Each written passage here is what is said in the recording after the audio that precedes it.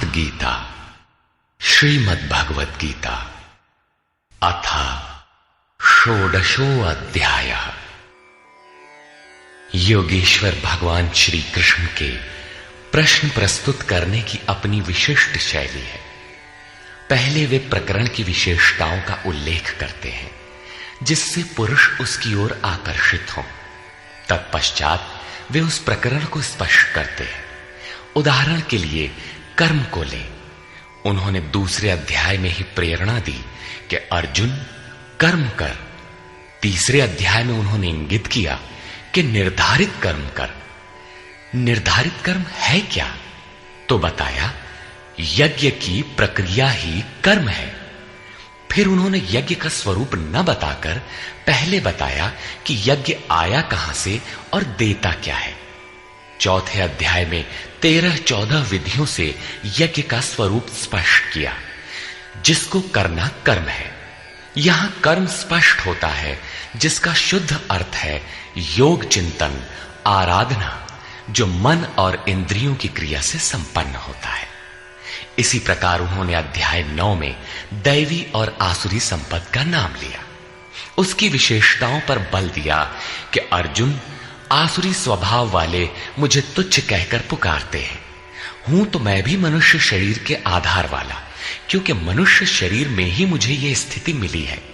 किंतु आसुरी स्वभाव वाले, मूढ़ स्वभाव वाले मुझे नहीं भजते, जबकि दैवी संपत्ति से युक्त भक्तजन अनन्य श्रद्धा से मुझे उपासते हैं। किंतु इन संपत्तियों का स्वरूप, उनका गठन अभी तक नहीं बताया गया। अब अध्याय 16 में योगेश्वर उनका स्वरूप स्पष्ट करने जा रहे हैं, जिनमें प्रस्तुत है पहले दैवी संपद के लक्षण। श्री भगवान वाच।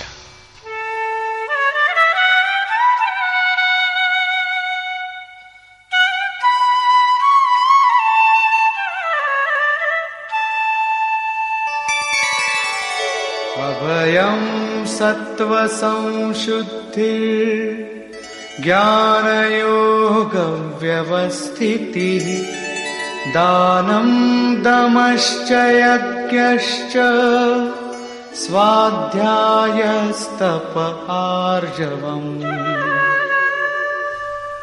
भय का सर्वथा अभाव, अंतःकरण की शुद्धता, तत्व ज्ञान के लिए ध्यान में दृढ़ स्थिति अथवा निरंतर लगन, सर्वस्व का समर्पण, इंद्रियों का भली प्रकार दमन, यज्ञ का आचरण, जैसा स्वयं श्री कृष्ण ने अध्याय 4 में बताया है।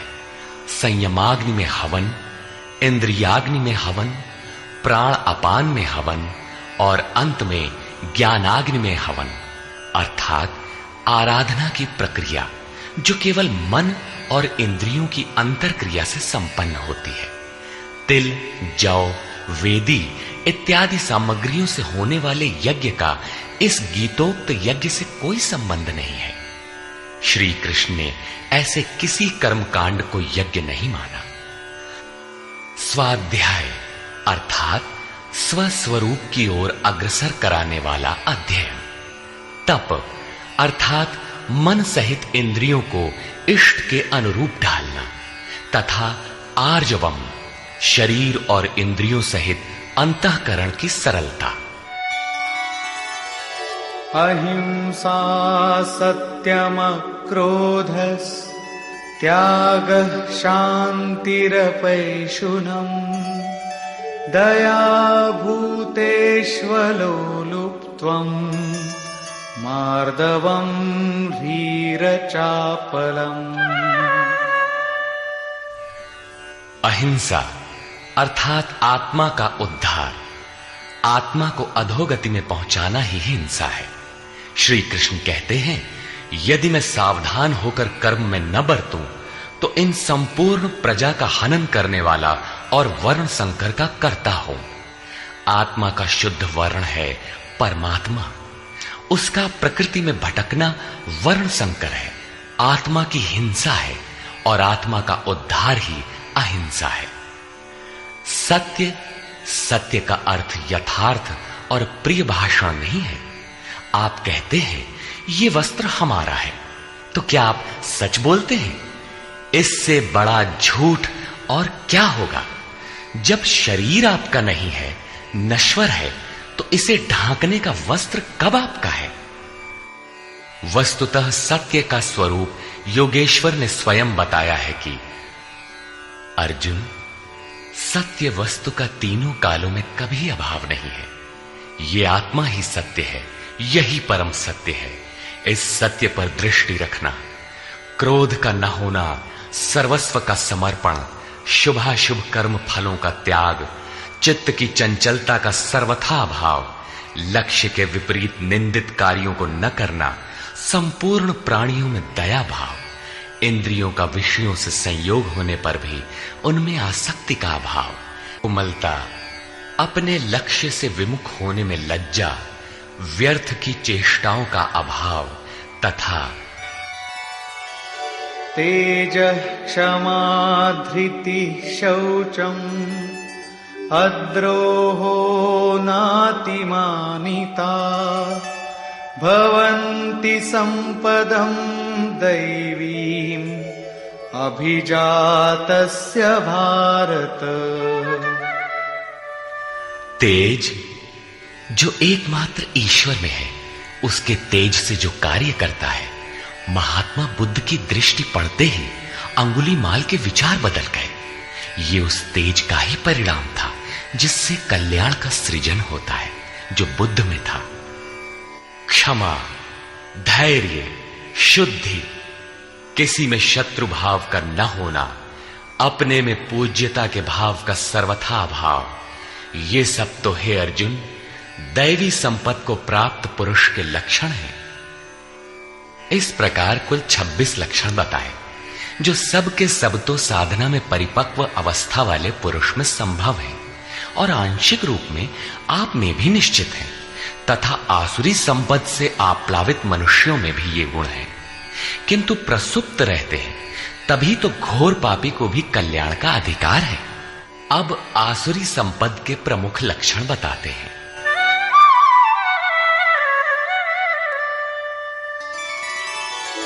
दम्भो दर्पोऽभिमानश्च क्रोधः पारुष्यमेव च अज्ञानं चाभिजातस्य पार्थ संपदमासुरी।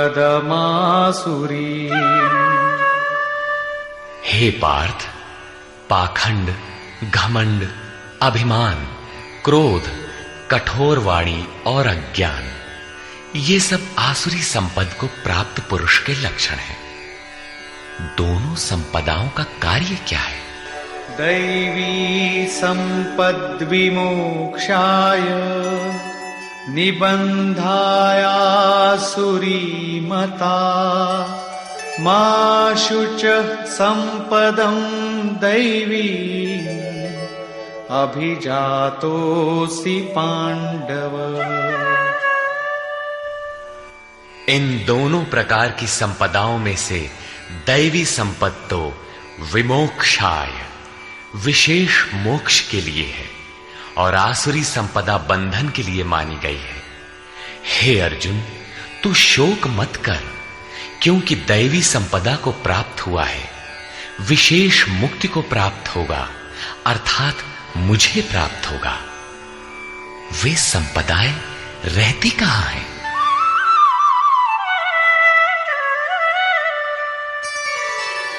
द्वौ भूतसर्गौ लोकेऽस्मिन् दैव आसुर एव च दैवो विस्तरशः प्रोक्त आसुरं पार्थ मे शृणु। हे अर्जुन, इस लोक में भूतों के स्वभाव दो प्रकार के होते हैं, देवों के जैसा और असुरों के जैसा।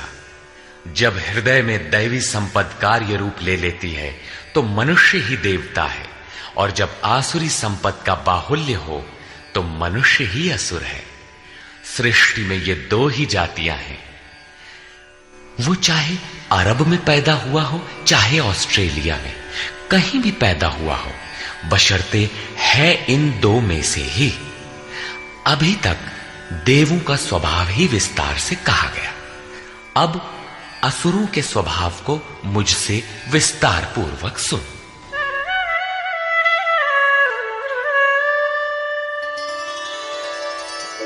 प्रवृत्तिञ्च निवृत्तिञ्च जना न विदुरासुराः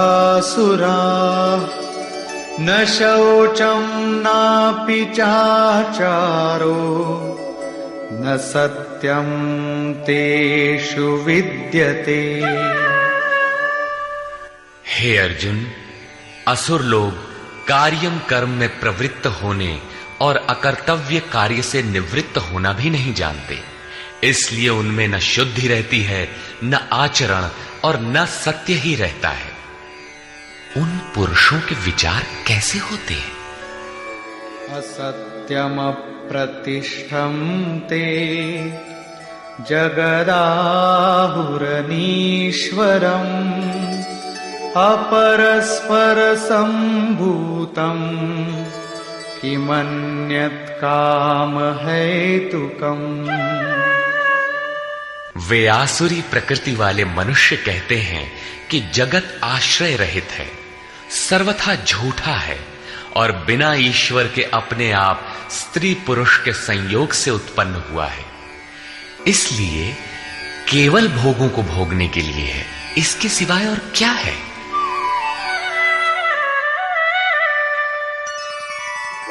एतां दृष्टिमवष्टभ्य नष्टात्मानोऽल्पबुद्धयः प्रभवन्त्युग्रकर्माणः क्षयाय जगतो हिताः।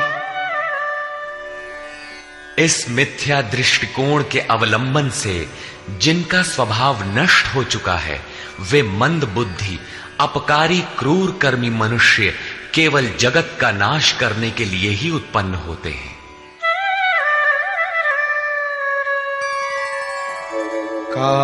काममाश्रित्य दुष्पूरम् दम्भमानमदान्विताः मोहाद् गृहीत्वात् सद्ग्राहान् प्रवर्तन्ते शुचिव्रताः। वे मनुष्य दंभमान और मद से युक्त हुए किसी भी प्रकार पूर्ण न होने वाली कामनाओं का आश्रय लेकर अज्ञान से मिथ्या सिद्धांतों को ग्रहण करके अशुभ तथा भ्रष्ट व्रतों से युक्त हुए संसार में बरतते हैं। वे व्रत भी करते हैं किंतु भ्रष्ट हैं।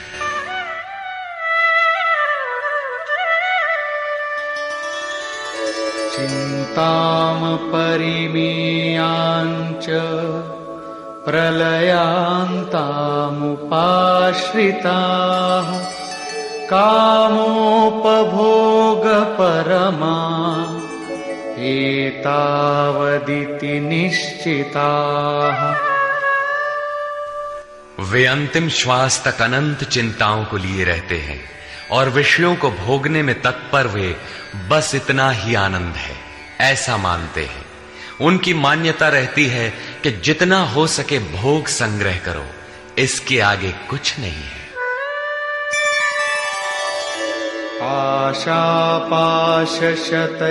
आशापाशशतैर्बद्धाः कामक्रोधपरायणाः ईहन्ते कामभोगार्थम् अन्यायेनार्थसञ्चयान्।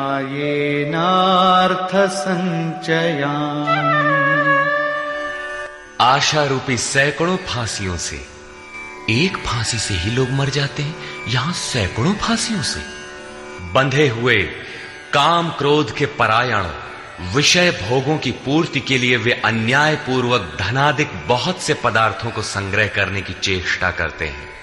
अतः धन के लिए वे रात दिन असामाजिक कदम उठाया करते हैं। आगे कहते हैं, इदमद्य मया लब्धम् इमं प्राप्स्ये मनोरथम् इदमस्तीदमपि मे भविष्यति पुनर्धनम्। वे सोचते हैं कि मैंने आज ये पाया है, इस मनोरथ को प्राप्त करूंगा, मेरे पास इतना धन है और फिर भी इतना हो जाएगा।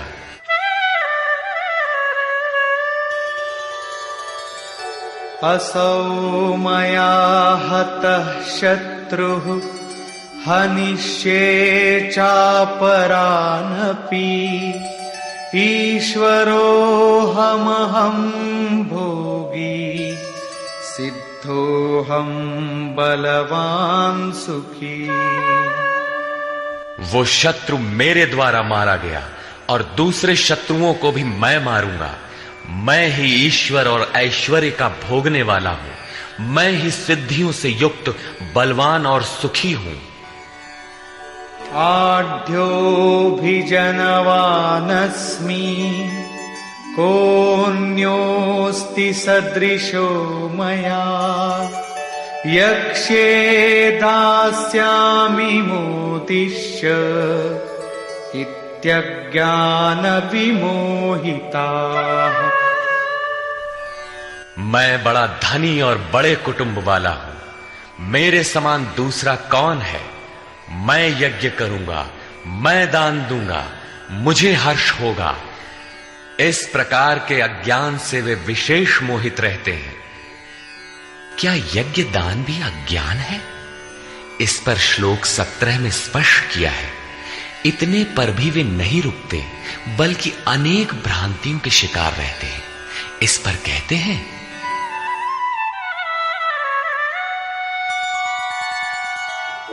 अनेक चित्त विभ्रांता मोहजाल समावृताः प्रसक्ताः कामभोगेषु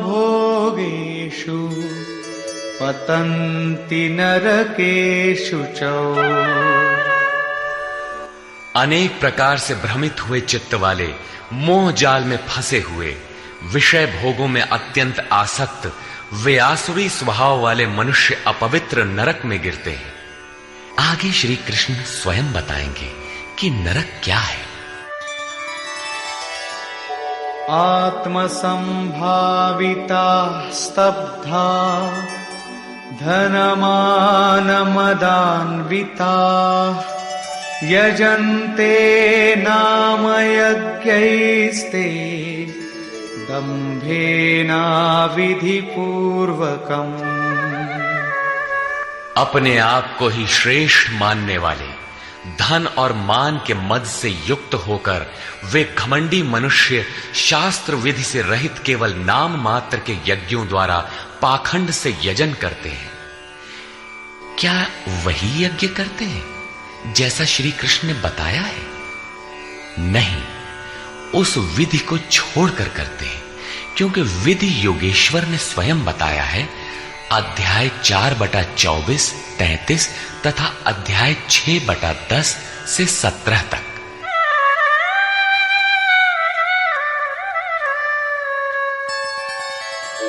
अहंकारं बलं दर्पं कामं क्रोधं च संश्रिताः मामात्मपरदेहेषु प्रद्विषन्तोऽभ्यसूयकाः। वे दूसरों की निंदा करने वाले, अहंकार, बल, घमंड, कामना और क्रोध के परायण हुए पुरुष अपने और दूसरों के शरीर में स्थित मुझ अंतर्यामी परमात्मा से द्वेष करने वाले हैं। शास्त्र विधि से परमात्मा का सुमिरन एक यज्ञ है। जो इस विधि को त्याग कर नाम मात्र का यज्ञ करते हैं, यज्ञ के नाम पर कुछ न कुछ करते ही रहते हैं। वे अपने और दूसरे के शरीर में स्थित मुझ परमात्मा से द्वेष करने वाले हैं। लोग द्वेष करते ही रहते हैं और बच भी जाते हैं। क्या ये भी बच जाएंगे? इस पर कहते हैं, नहीं। तानहं द्विषतः क्रूरान् संसारेषु नराधमान् क्षिपाम्यजस्रमशुभान् आसुरीष्वेव योनिषु।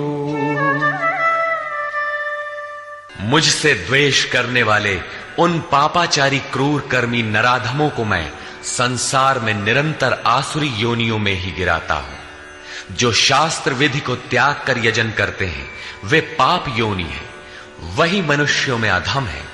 इन्हीं को क्रूर कर्मी कहा गया है, अन्य कोई अधम नहीं है। पीछे कहा था ऐसे अधमों को मैं नरक में गिराता हूं, उसी को यहां कहते हैं कि उन्हें अजस्र आसुरी योनियों में गिराता हूं। यही नरक है।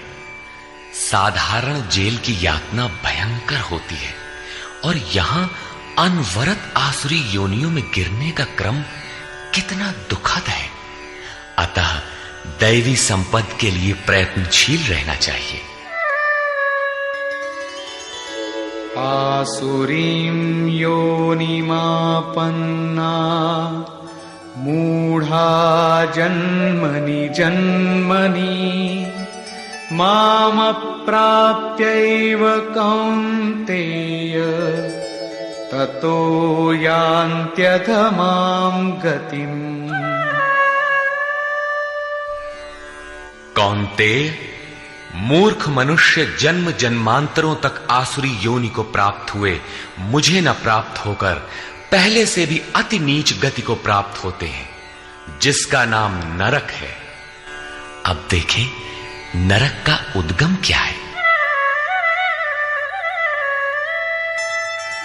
त्रिविधं नरकस्येदम् द्वारं नाशनमात्मनः कामः क्रोधस्तथा लोभस्तस्मादेतत्त्रयं त्यजेत्। काम, क्रोध और लोभ ये तीन प्रकार के नरक के मूल द्वार हैं। ये आत्मा का नाश करने वाले, उसे अधोगति में ले जाने वाले हैं। अतः इन तीनों को त्याग देना चाहिए। इन्हीं तीनों पर आसुरी संपत्ति टिकी हुई है। इन्हें त्यागने से लाभ? एतैर्विमुक्तः कौन्तेय तमोद्वारैस्त्रिभिर्नरः आचरत्यात्मनः श्रेयः ततो याति परां गतिम्।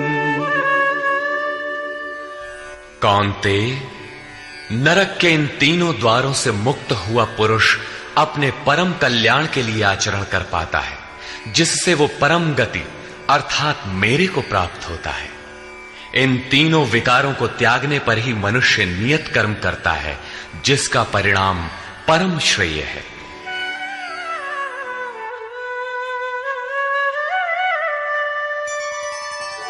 यः शास्त्रविधिमुत्सृज्य वर्तते कामकारतः न स सिद्धिमवाप्नोति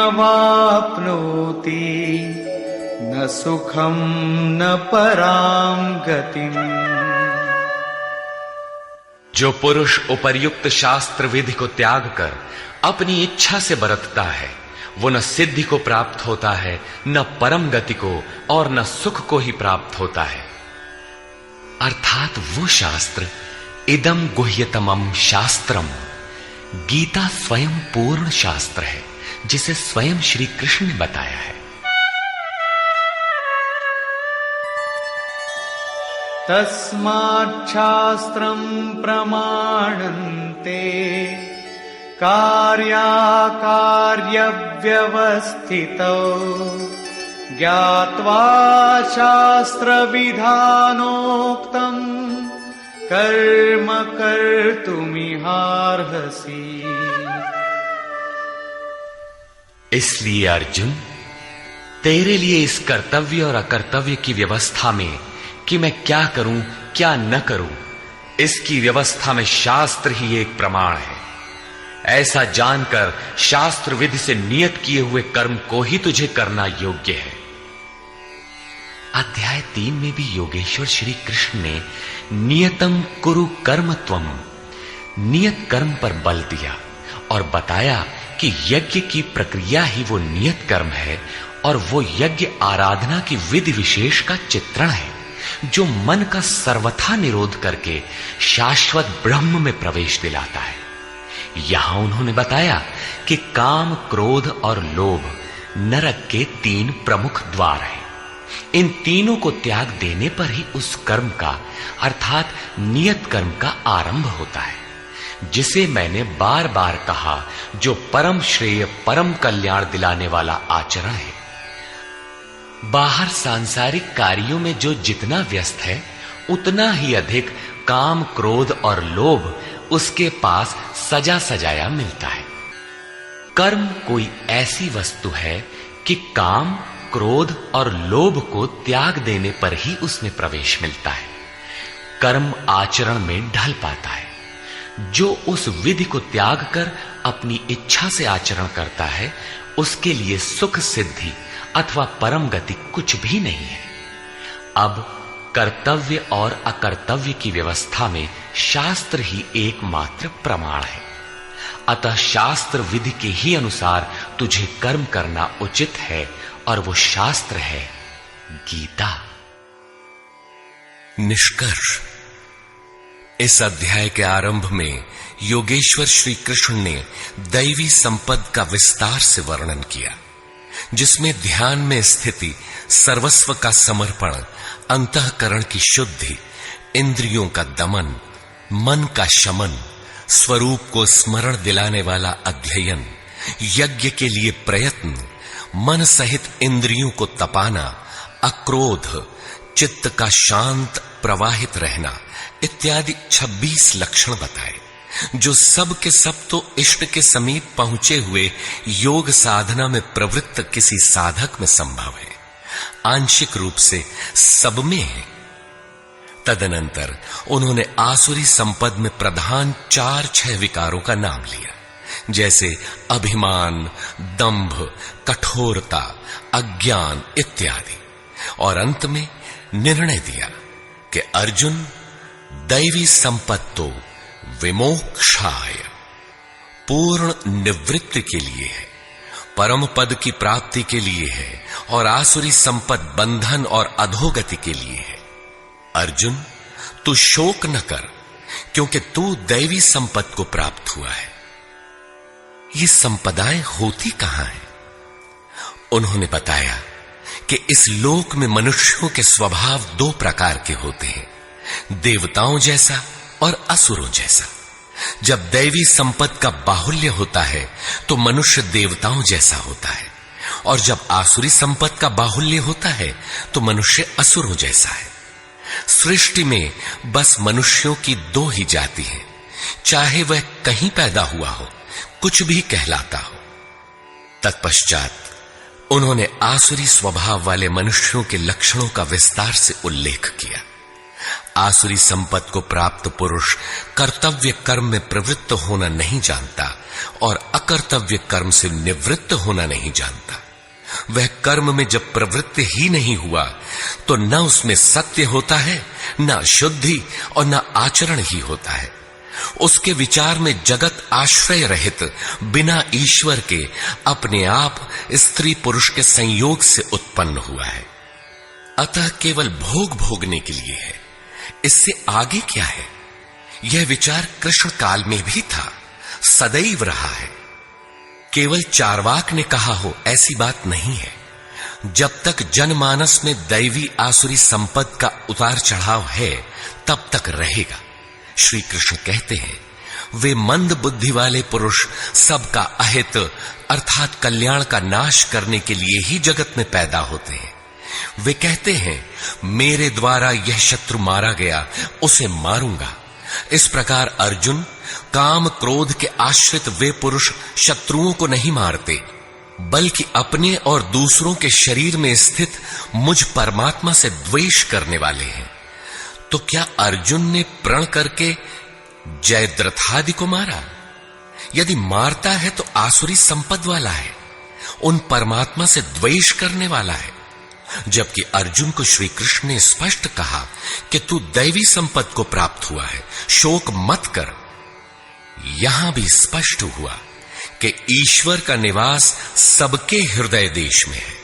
स्मरण रखना चाहिए कि कोई तुम्हें सतत देख रहा है, अतः सदैव शास्त्र निर्दिष्ट क्रिया का ही आचरण करना चाहिए, अन्यथा दंड प्रस्तुत है। योगेश्वर श्री कृष्ण ने पुनः कहा कि आसुरी स्वभाव वाले क्रूर मनुष्यों को मैं बारंबार नरक में गिराता हूं। नरक का स्वरूप क्या है? तो बताया, बारंबार नीच अधम योनियों में गिरना एक दूसरे का पर्याय है। यही नरक का स्वरूप है। काम, क्रोध और लोभ नरक के 3 मूल द्वार हैं। इन तीनों पर ही आसुरी संपत्ति टिकी हुई है। इन तीनों को त्याग देने पर ही उस कर्म का आरंभ होता है जिसे मैंने बार बार बताया है। सिद्ध है कि कर्म कोई ऐसी वस्तु है जिसका आरंभ काम, क्रोध और लोभ को त्याग देने पर ही होता है। सांसारिक कार्यों में मर्यादित ढंग से सामाजिक व्यवस्थाओं का निर्वाह करने में भी जो जितने व्यस्त हैं, काम, क्रोध और लोभ उनके पास उतने ही अधिक सजे सजाए मिलते हैं। वस्तुतः इन तीनों को त्याग देने पर ही परम में प्रवेश दिलाने वाले निर्धारित कर्म में प्रवेश मिलता है। इसलिए मैं क्या करूं, क्या न करूं, इस कर्तव्य और अकर्तव्य की व्यवस्था में शास्त्र ही प्रमाण है। कौन सा शास्त्र? यही गीता शास्त्र। किमन्ययी शास्त्र विस्तरई। इसलिए इस शास्त्र द्वारा निर्धारित किए हुए कर्म विशेष अर्थात यज्ञार्थ कर्म को ही तू कर। इस अध्याय में योगेश्वर श्री कृष्ण ने दैवी और आसुरी दोनों संपदाओं का विस्तार से वर्णन किया। उनका स्थान मानव हृदय बताया, उनका फल बताया। अतः ओम तत्सदिति श्रीमद् भगवद गीता सूपनिषत्सु ब्रह्म विद्यायाम योग शास्त्रे श्री कृष्णार्जुन संवादे दैवासुर संपद विभाग योगो नाम षोडशो अध्यायः।